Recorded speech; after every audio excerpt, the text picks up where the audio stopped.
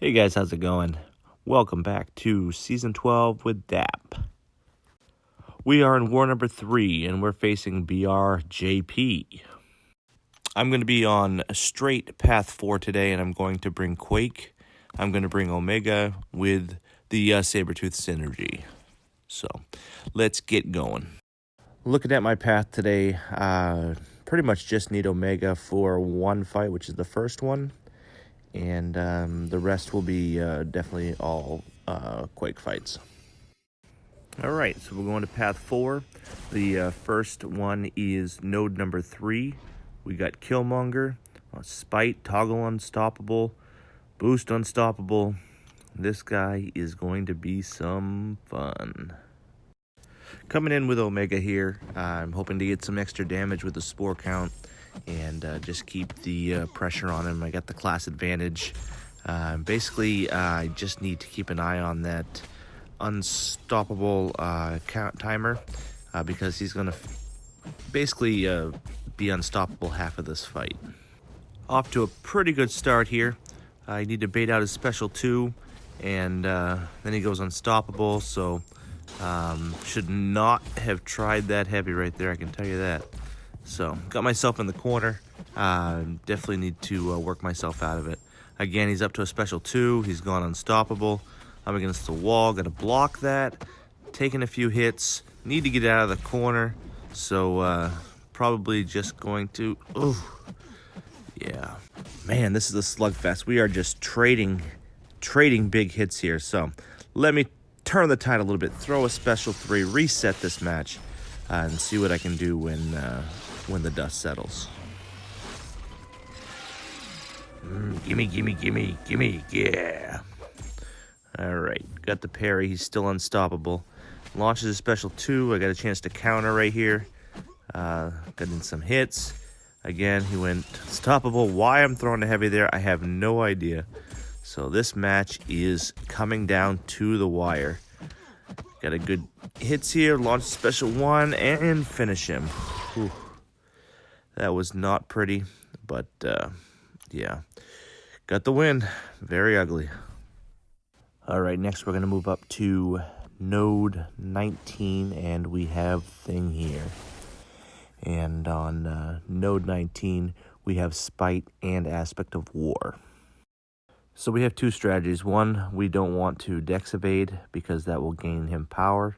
And 2, we want to kill him fairly quickly so that the Aspect of War doesn't really affect the fight any. So let's take a look. Alright, right here I do a Dex evade, so he is gaining power from Spite. This is going to be costly for me because now he has the ability to launch a special. And I gotta be taken out of my normal gameplay. So I bait that special 2, and now I can go back to work.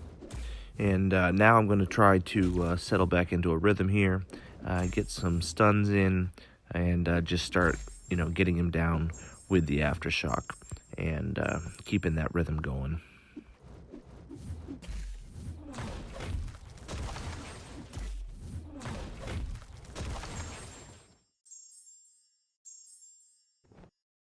So, do have that rhythm going, looking pretty good here. And then out of nowhere, I realized he just went unblockable. And I was not expecting this, so now I got to switch up the game plan a little bit. Took a hit there, did a few evades, and luckily able to get him down.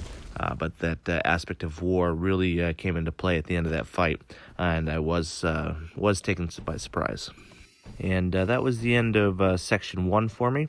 So I'm going to head over to Section 2. I'm still going to be on Path 4, and my first fight is going to be Node 24, and we have Punisher 2099, Redoubled Determination and Extend.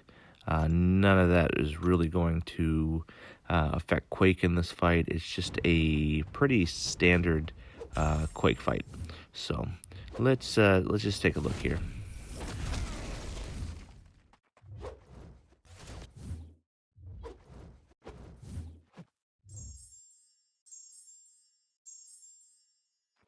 Punisher does have a two-part heavy, so that may come into play within the fight.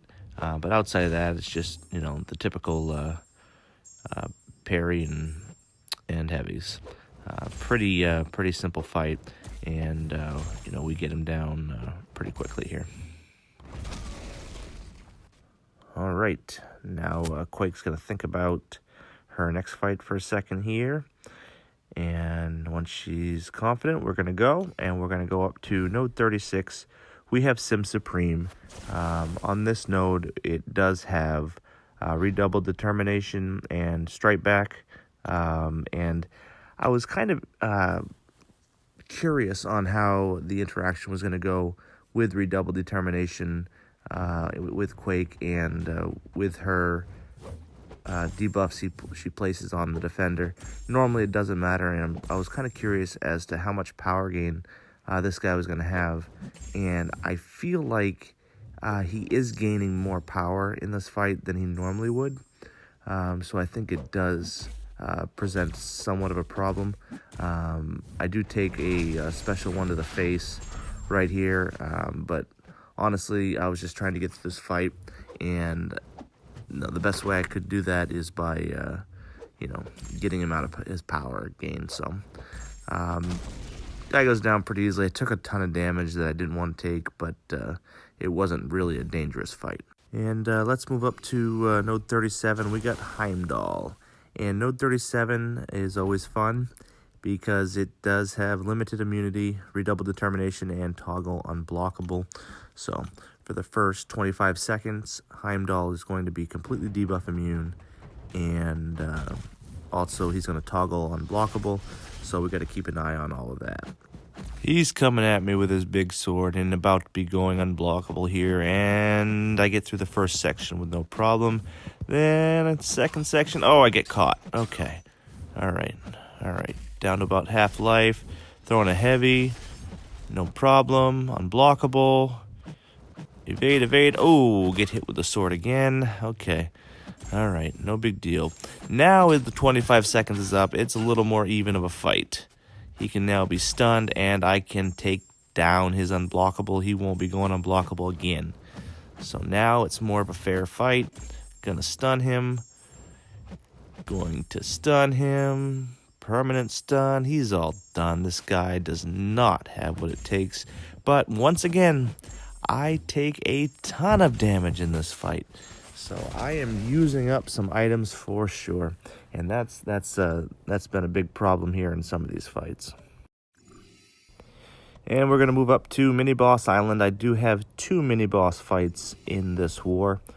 First one is Ebony Maw.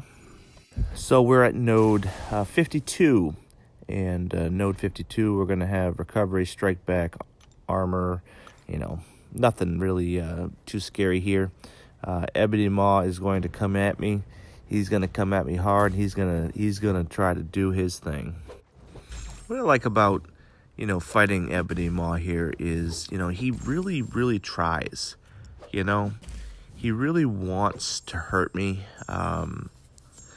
He really wants to inflict as much pain as possible, but he doesn't have the ability. He's just going to be swinging and missing and barely touching me. He's trying so hard, trying to heavy me, and he's just rapidly dying. He does not have what it takes. So, always fun, Maw. It's always fun to face you. We should really do this again sometime. Have a nice day. And next we're going to move up to node 55.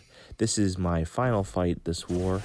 We have a Nihilus in a rematch to last war when he beat me on a different boss node. So if I can just avoid throwing random heavies at him, I think I should be alright.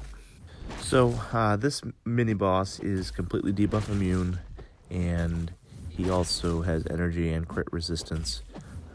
So that does play, a small factor into this fight with the energy resistance. But, I'm just doing my thing, playing my version of debuff immune, and that's just, taking parries as if I was trying to stun them. Obviously, they're not going to get stunned, but I am reducing damage in the process and forcing him to throw heavies.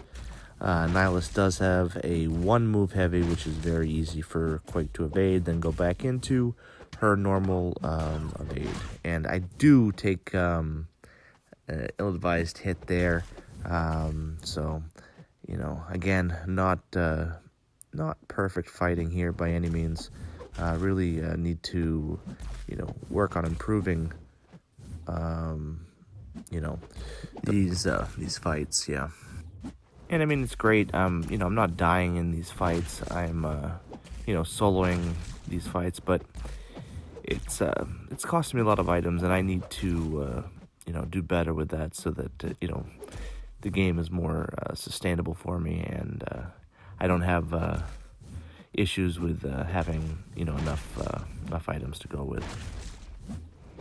But again, get the solos, so that's great, and you know, we're gonna continue to work on these things. All right, that is the end of the war for me. Looking back on some positives for the war, I did have 7 kills without any deaths. I had 1 shared fight that I won and 2 mini-boss kills. For the opportunities, I used 11 items and had multiple close calls in our fights, so it could have been much better. In victory, I rated us an A- as an alliance, and I rated myself a B+ due to items used. Have a great day, guys.